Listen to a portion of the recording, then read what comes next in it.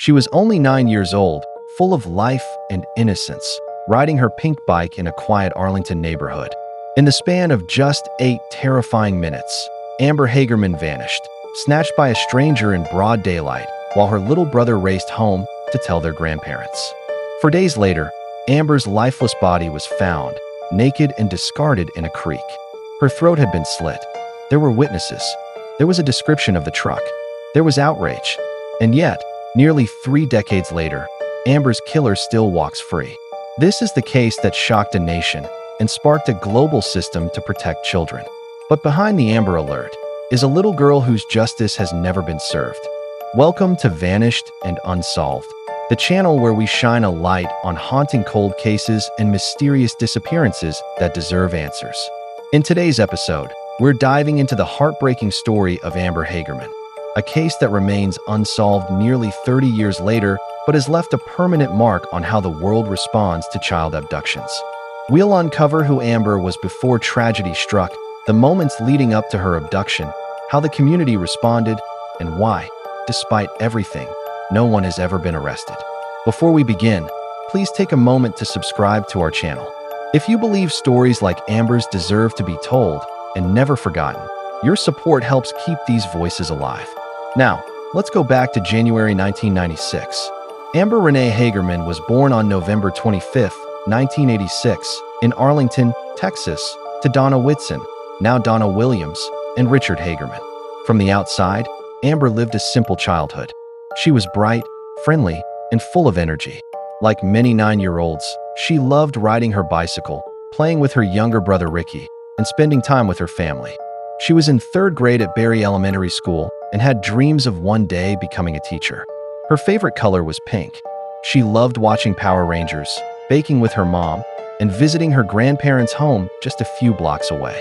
Amber was especially close to her younger brother, Ricky, and her grandfather, Glenn Whitson, who often watched the kids while Donna was at work.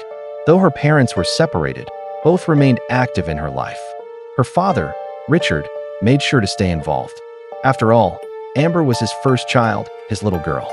What happened to Amber was more than tragic. It shattered a family that had tried to do everything right. It was a mild Saturday afternoon in Arlington, a suburban city halfway between Dallas and Fort Worth. Amber and her 5-year-old brother, Ricky, asked their grandfather if they could ride their bikes. He said yes, but told them not to go far, just to the Winn-Dixie grocery store parking lot, a few blocks away. Amber and Ricky rode off around 3:10 p.m., laughing and racing each other as they pedaled toward the store. They had done this many times before. The parking lot was empty and quiet on weekends, the perfect open space to ride without cars zooming by. After a while, Ricky decided to go back home. Amber wanted to stay a little longer, spinning circles in the lot on her pink bike. That was the last time Ricky ever saw his sister alive. Just 8 minutes later, a man named Jimmy Kevill, who lived nearby, heard a scream and looked out his window. What he saw was chilling. Amber was being dragged off her bicycle by a man into a black pickup truck.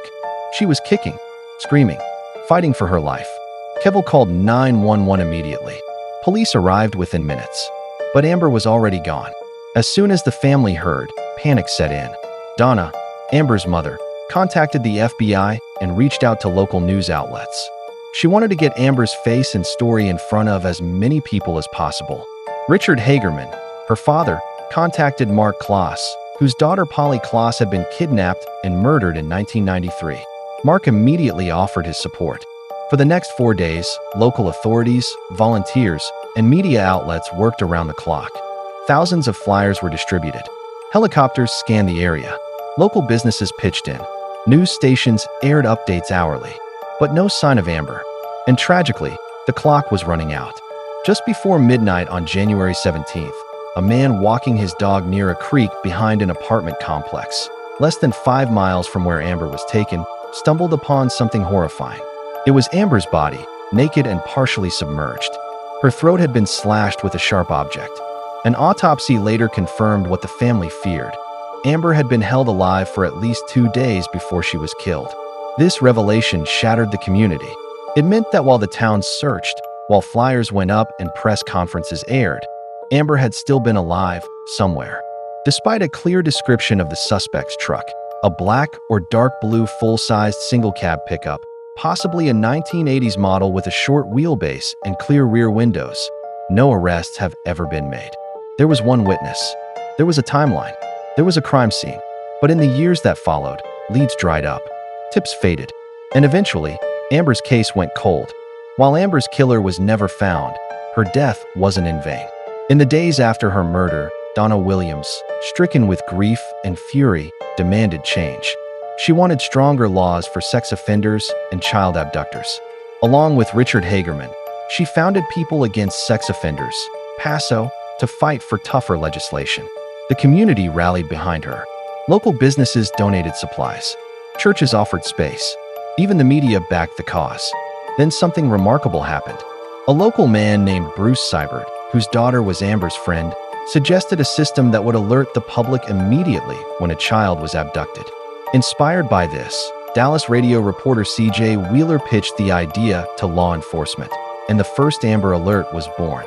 Named in Amber Hagerman's honor, the system is now used nationwide, and in many countries around the world, to issue real-time alerts when a child is missing and believed to be in danger. In 1996, President Bill Clinton signed the Amber Hagerman Child Protection Act, which created the National Sex Offender Registry. Both of Amber's parents were there, and it all started because one little girl was taken too soon. As of now, Amber Hagerman's case remains open and unsolved. Over the years, law enforcement has received thousands of tips, but none have led to a suspect. The FBI, Arlington Police Department, and Texas Rangers continue to appeal to the public. There is still hope that DNA technology or new witnesses may one day bring answers. But for Donna Williams and Richard Hagerman, the pain never fades. They live every day with the knowledge that someone out there knows what happened and has never come forward. Amber Hagerman's story is a tragedy that changed the world. Because of her, countless children have been saved. Because of her, the Amber Alert system exists. But the one thing Amber never got was justice. If you know anything about what happened to Amber, please contact the Arlington Police Department.